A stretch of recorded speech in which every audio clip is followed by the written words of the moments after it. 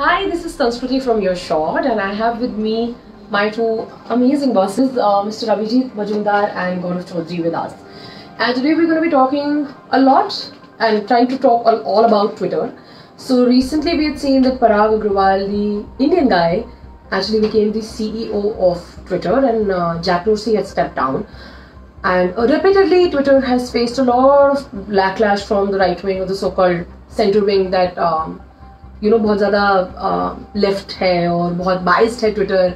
They always suspend handles of right-wing people and all of that.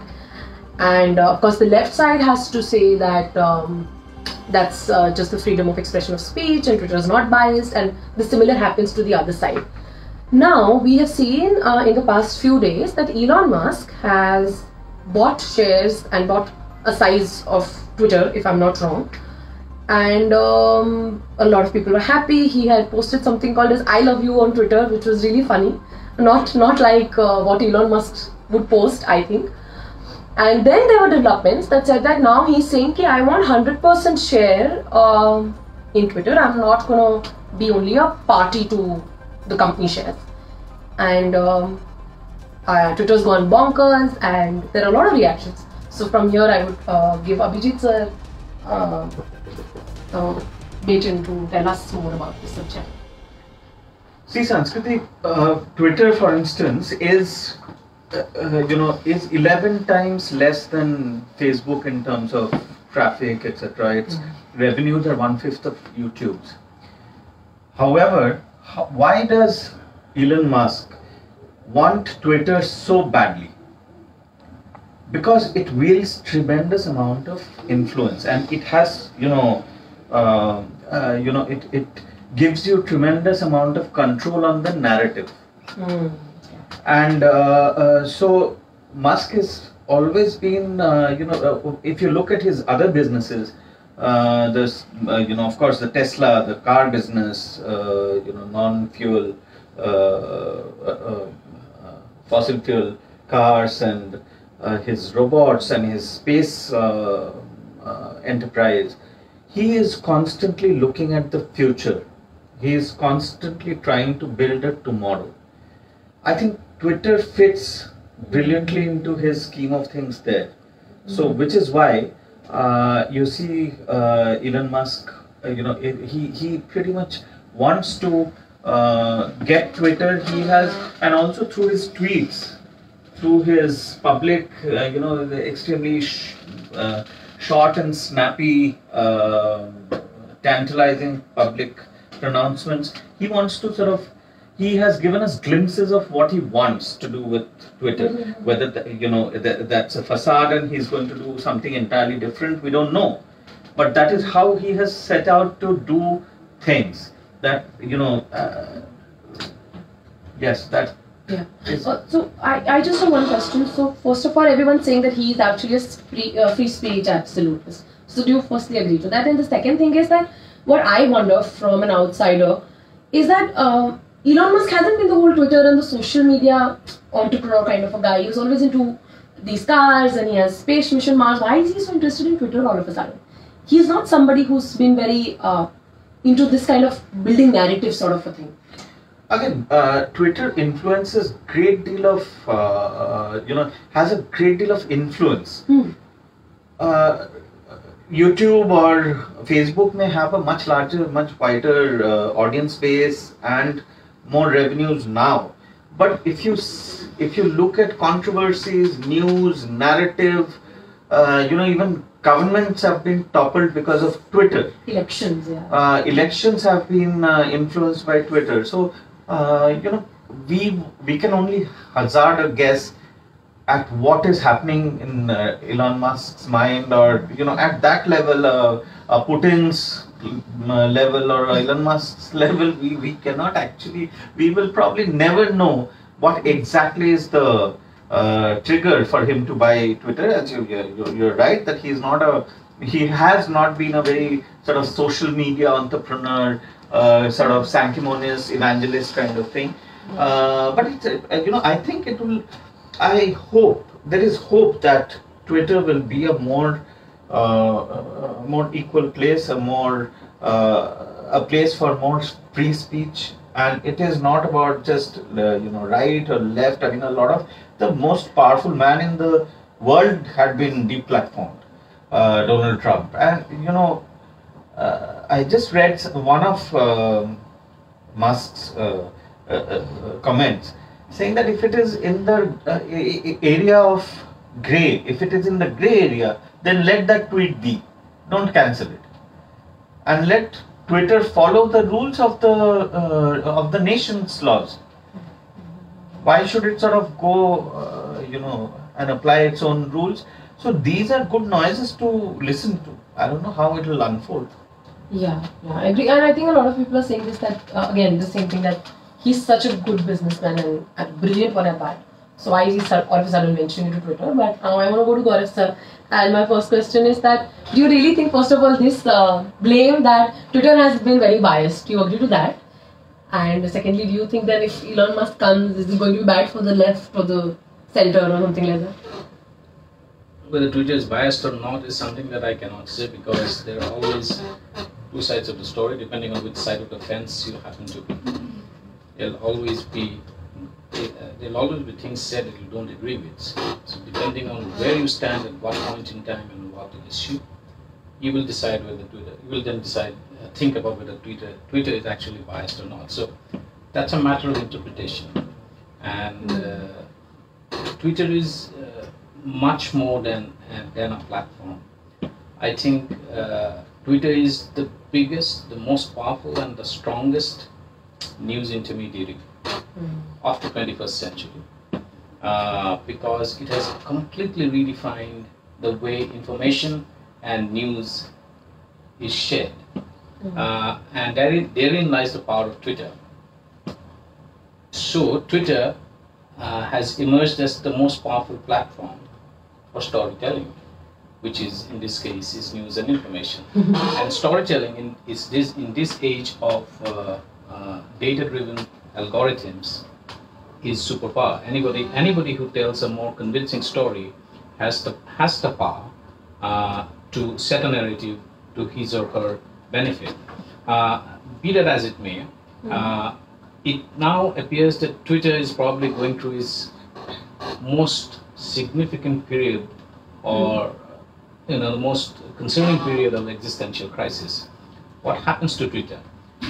If Elon Musk succeeds in acquiring Twitter, and he has said that he's going to turn private, that is, it's not going to be listed, because Elon Musk is going to acquire 100% of Twitter shares.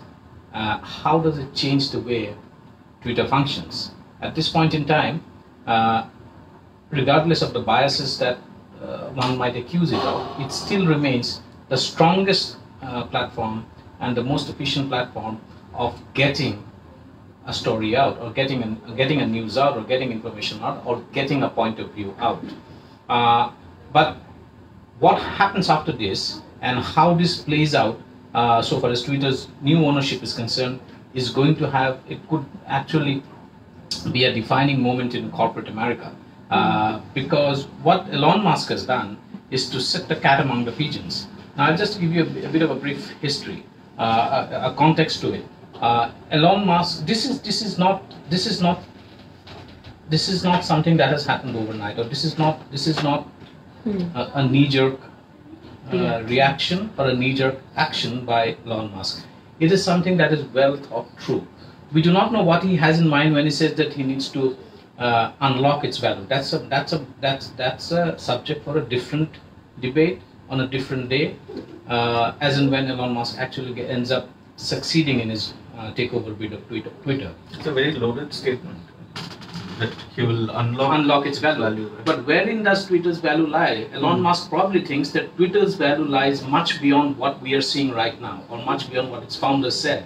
A similar thing had happened in 2012 with another of a very powerful platform, Netflix. In 2012, a similar investor like Elon Musk actually made a bid to acquire Netflix. And that was then thwarted by the Netflix board by adopting what is commonly called as the poison pill strategy. Where poison pill strategy is an accepted strategy in corporate America, where the board of a company which is under threat to be taken over by a hostile bidder, like Elon Musk in this case of Twitter, decides that they're going to give more shares to existing shareholders minus the bidder, and proportionately decrease the shareholding of the bidder. And that is what Netflix did and thwarted that bid. This is probably going to play out also in the case of Twitter, where the board is likely to adopt a poison pill strategy, which means that Elon Musk might not find it attractive enough to buy out Twitter. What does Elon Musk do after, assuming that Elon Musk does not succeed in buying out Twitter? What happens to what is Elon Musk's next steps for next steps? Is he going to offload his shares completely and move out? That's what he has said that he's going to do. It's going to be very, very interesting to see how the board reacts to this. What's the strategy that the board adopts, and what happens to Twitter? But clearly, we are living in these are very exciting times ahead. So far as corporate America is concerned, so far as free speech is concerned, the way free speech is defined, and if Elon Musk succeeds in buying out Twitter as he has planned, how does it change the way people are sharing information and news on the most powerful news intermediary of the world at this point in time? Gaurav, may I ask you a question? Is there a way that Elon Musk has already can preempt the poison pill? That is something that he has to. I think he has a strategy, and there's a very interesting piece of nugget that I want to share here. Twitter has reportedly engaged Goldman Sachs as their investment banker to advise them on what the next step should be on how to thwart or how to deal with Elon Musk's bid. Elon Musk, on the other hand, has reportedly engaged Morgan Stanley as his advisor. Goldman Sachs and Morgan Stanley will be on two opposite sides of the fence in this battle. But interestingly, when Tesla went for public listing in 2010, it was Goldman Sachs and Morgan Stanley who advised Elon Musk on the public listing of Tesla. Together. In 2018, in his unsuccessful attempt to make this Tesla private, he again turned to Goldman Sachs and Morgan Stanley to advise him. This time they are on the opposite sides of the fence. Interestingly, Goldman Sachs in February had put out a target price of $30 per share for Tesla. And this is something that actually Elon Musk has put out in a tweet, saying that Goldman Sachs has set out a target price. He has offered a far higher price than that. It's in the interest of the shareholders to go and accept his bid. And he has very interestingly said, and that could actually trigger a debate, is whose interest who is going to decide on the bid? Is it the shareholders or is it the board?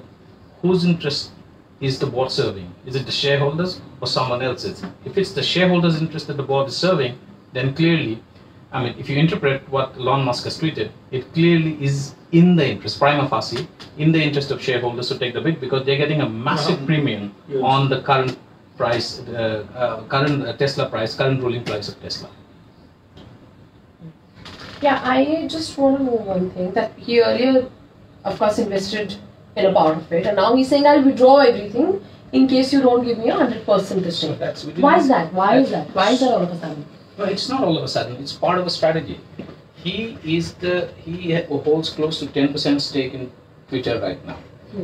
He was offered a board position. There's a ruling in the US that anybody who's on the board cannot own more than 15% stake in a company. So his decision not to accept the invitation to join the board was part of a larger strategy, that he wants to own the company entirely on his own, and that is why he did not join the board. Now he's saying that, and he has left no scope for negotiations here. He has said in his filing to the regulatory authorities, to the SEC, he has said that this is his final offer.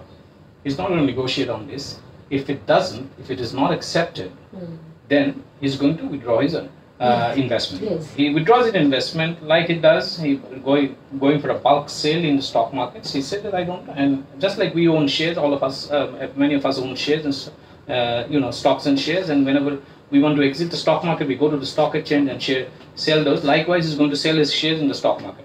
What it does, however, for existing Twitter shareholders, this is a bait, and this is part of a strategy.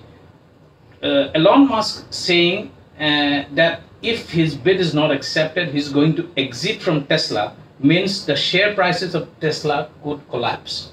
So he's trying to convey a message to existing shareholders as well as the Tesla board that listen, you either accept a bid or accept a massive value erosion in your company or in your shares. Decide what you want to do. This is my move.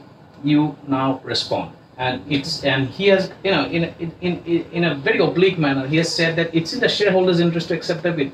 This is the value that you are getting. It's at a massive premium than it is now. If you don't accept it, I move out. Your share value comes down because I move out. He has not said it, but this is probably what he means. So, do you think that he wants to run it like a one-man show or a one-man company? I don't think so. I don't think he has certain ideas about which way Twitter should go.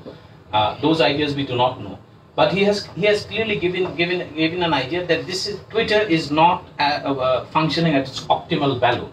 That definition of value may not necessarily be fiduciary, in the sense that it may not necessarily be in terms of nominal value, in terms of billions of dollars or something like that.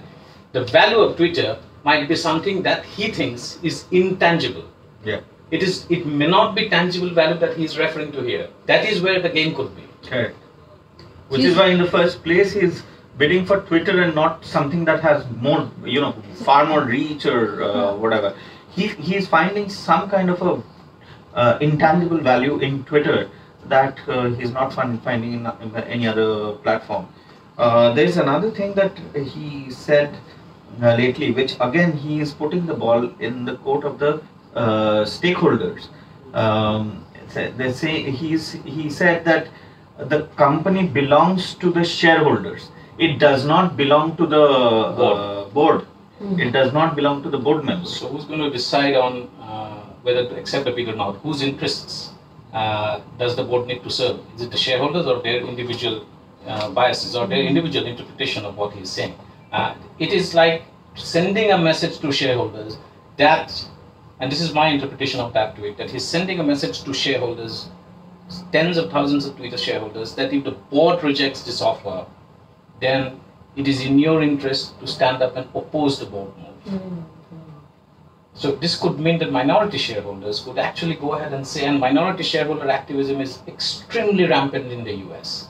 And very powerful. So very powerful. There are groups and they are protected through a regulatory architecture. They can go ahead and actually question the board if for some reason the bid is rejected. The board will have to be very, very clear on why the bid has been rejected and what value actually it will bring into the shareholders if the bid is rejected. That is going to be very, very interesting because it could set precedents for corporate America in subsequent years. So I want to know one more thing, is that what do you think is the environment in the Twitter office right now? What are the Parag Agrawals and Jack Dorsey thinking of protecting Twitter? What is their mindset? So what I know is that there is a lot of anxiety. Okay. And expectedly so, because that's only natural that if a company has been discussed in public platforms, that the ownership, there's a potential for an ownership change, employees will be anxious. What, however, I also believe has happened is that many engineers from Twitter who found core, Twitter after all is a tech company, it's not a content company. It is people like us who post our content to Twitter that makes it a content company. It is a tech company. So within that pool, which forms the strongest edifice of the backbone of the Twitter tech employee pool, the techies clearly seem to be a little anxious, and I would not be surprised if there is some kind of an exodus of top tech talent from Twitter, regardless of whichever the ownership moves. Yeah. And what do you think in terms of Twitter India would change? Or would it change anything, or is it going to remain the same for us? See, it's not about just Twitter India. Twitter has faced backlash from from citizens, from governments across the world. Now the problem is, and which is why Twitter eventually lost the case against the government and against other governments, that they are supposed, Twitter is supposed to be just a platform. It is not supposed to be a publishing platform. It is just supposed to be a platform for where one comes and posts. It's not supposed to constantly use its editorial judgment and discretions and stuff like that. There could be certain filters, but Twitter has been accused of using ideological filters and using very, very intransparent algorithms. So, if what Elon Musk is promising,